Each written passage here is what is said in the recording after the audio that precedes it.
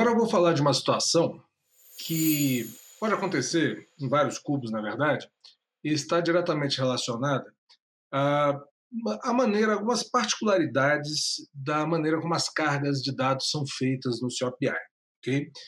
Para esse exemplo, a gente vai usar o cubo de emendas individuais, ok? É o que apresenta o resultado mais evidente nesse sentido. Nós vamos escolher alguns campos aqui.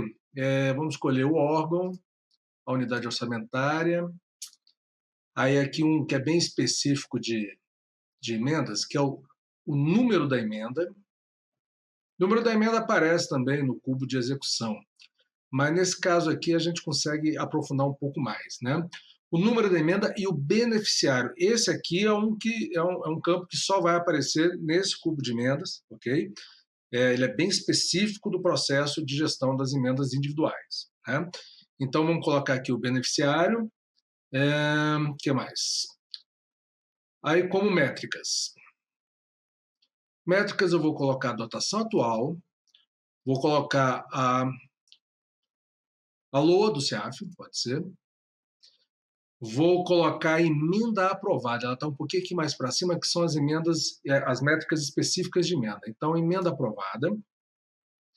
Vou colocar também o empenhado e o valor indicado por beneficiário. Esse aqui, ó, valor indicado por beneficiário. Só botar essa turma toda.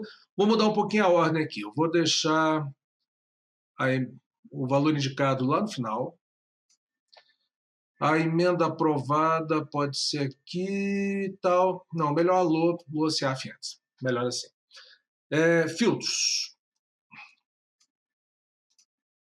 Eu vou colocar o ano exercício e para reduzir a quantidade de resultados, eu vou também filtrar o órgão. Um ano exercício a gente coloca, pode ser 2022. E o órgão eu vou escolher o 26.000. Ok. É isso. Vamos gerar essa consulta, vocês vão ver algumas coisas interessantes. Bom, ok. Um primeiro detalhe aqui que eu gostaria de chamar a atenção, né? Vocês vão ver que aparecem algumas linhas aqui, alguns registros, com todas as métricas zeradas, né?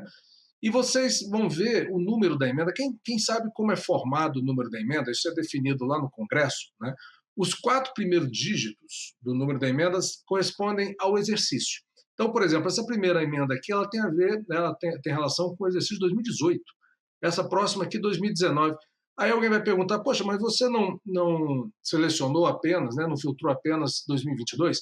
Sim, mas você pode inscrever emendas não empenhadas no exercício para o exercício seguinte, né? São os restos a pagar, ok?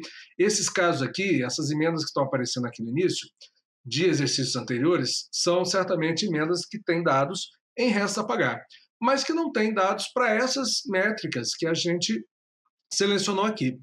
Quando isso acontece, para tentar melhorar, limpar um pouquinho mais o resultado, uma opção interessante é usar esse recurso aqui, ó, esse recurso que aparece aqui no cabeçalho, desprezar resultados com métricas zeradas, ok?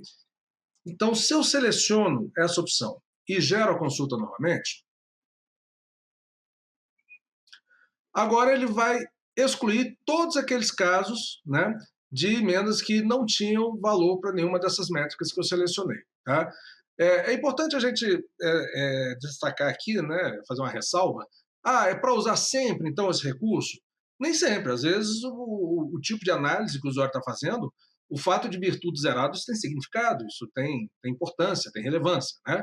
Nesse caso aqui, é que realmente, para a nossa análise, não tinha. Então, foi interessante filtrar e excluir esses registros. Mas vamos agora olhar o que aparece aqui como resultado. Tá? Olha só que coisa estranha. Aparece uma primeira linha que só tem o número de emenda, né? Que tem o número de emenda, desculpe, zerado, na verdade. Né? O número de emenda está todo 0000. E a única métrica que tem informação é essa aqui, da dotação atual, né? Em 13.618.866. Ok. Bom, aí começam a aparecer para essa mesma unidade orçamentária algumas emendas já numeradas, né, em que você vai encontrar valor na LOA, na emenda aprovada e no empenhado. Ok? Tá. E valor indicado por beneficiário, 0. Aí vocês vão ver que para essa mesma emenda, para esse mesmo número, vão aparecer alguns outros registros que aí vem valor de beneficiário, mas que não vem LOA, não vem emenda aprovada, não vem dotação, não vem empenhado, só vem o valor indicado. Ok? Bom, no primeiro momento, encontrar um resultado como esse pode parecer bastante confuso, né? E realmente é difícil entender por que você tem esse desalinhamento aqui, por que essas métricas aparecem em linhas diferentes. Isso é consequência da maneira como a carga desses dados são feitos. Tá? Primeiro, né, vamos entender esse primeiro genérico aqui, que jogou esse valor todo em dotação atual. Okay? A carga dos dados do autógrafo, quando chegam lá do Congresso, ele, na verdade, ele tem duas fases. Numa primeira fase, a gente simplesmente alimenta o CIOP com os dados sem o detalhamento por número de emenda. Okay? O valor bruto das dotações, eles não vêm discriminado por número de emenda. É isso que gera essa situação. Esse valor que vocês estão vendo é a dotação atual total para a unidade orçamentária, ok? Para essa unidade orçamentária de 26.101. Esse valor vai ser distribuído depois nos vários números de emenda. Tá? Aí você tem aqui, nessa primeira emenda, 26.101, você tem um valor de 400 mil, depois um valor de 271 mil, outro 250 mil e assim por diante. Né?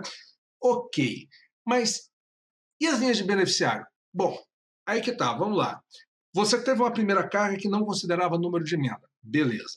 Aí você tem uma segunda carga que vem numa planilha, né, num arquivo à parte, que vem para cada unidade orçamentária nesse caso, como é que fica o detalhamento no nível de cada emenda.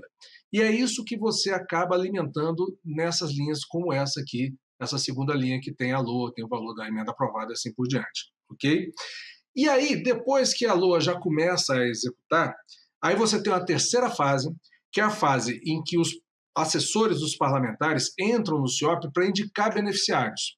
E aí eles têm lá um valor de referência, aqui no caso, né, se você pegar essa primeira emenda aqui, você tinha um valor total de 400 mil, né, disponível, e eles indicaram 3 beneficiários, tá? Esses códigos aqui são os CNPJs, os 3 beneficiários, e os valores indicados para cada um, de 100 mil, 200 mil, 100 mil. Somar os 3 vai dar o 400 mil.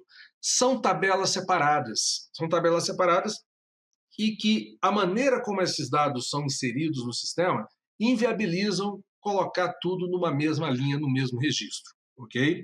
Isso pode parecer bastante confuso, né, num primeiro momento, mas é tudo uma questão de entendimento do processo, ok? Então não tem como eu, numa mesma linha, enxergar todos esses valores, infelizmente, ok? O que na prática acaba acontecendo é que o pessoal divide as consultas em, olha, eu vou criar consultas para enxergar só a questão dos beneficiários, aí eu só vou usar métricas que tenham relação com beneficiários.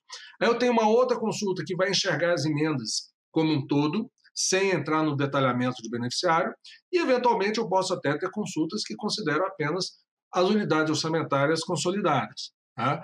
Mas quando a gente tenta juntar tudo numa mesma consulta, como foi feito aqui, vai gerar esse resultado que realmente não é muito interessante.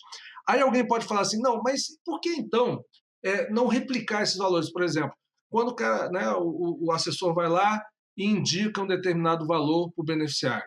Na hora que cria essa linha lá na tabela, vocês poderiam pegar o valor da emenda e replicar aqui também. Então, assim, para eu saber que na emenda tem valor de 400 mil no total, mas que para esse beneficiário eu tenho só 100 mil. Isso poderia gerar um outro tipo de confusão muito maior, tá? Que é simplesmente o seguinte, vamos imaginar que a pessoa pega esse resultado e joga isso numa planilha. Tá? Se eu jogo isso na planilha e somo cada uma dessas colunas, eu vou encontrar valores, se não idênticos, muito parecidos. Né? Vai ter valor assim, diferente, obviamente, do empenhado, porque empenhado pode ser que você não consiga empenhar tudo e tal. Né? Tem algumas variações pequenas nesse nível. Mas se eu tivesse aqui, por exemplo, nessa coluna de emenda aprovada, o valor da emenda replicado para todos os beneficiários, Alguém que somasse essa coluna vai encontrar um valor gigantesco, muito maior que o valor total de emenda aprovada que eu tenho na lei orçamentária. Então, isso seria um problema muito maior. Para evitar esse problema, a gente acaba tendo esse cuidado de não incluir esses dados incompatíveis, esses dados que são originados de processos, né, diferentes, numa mesma linha.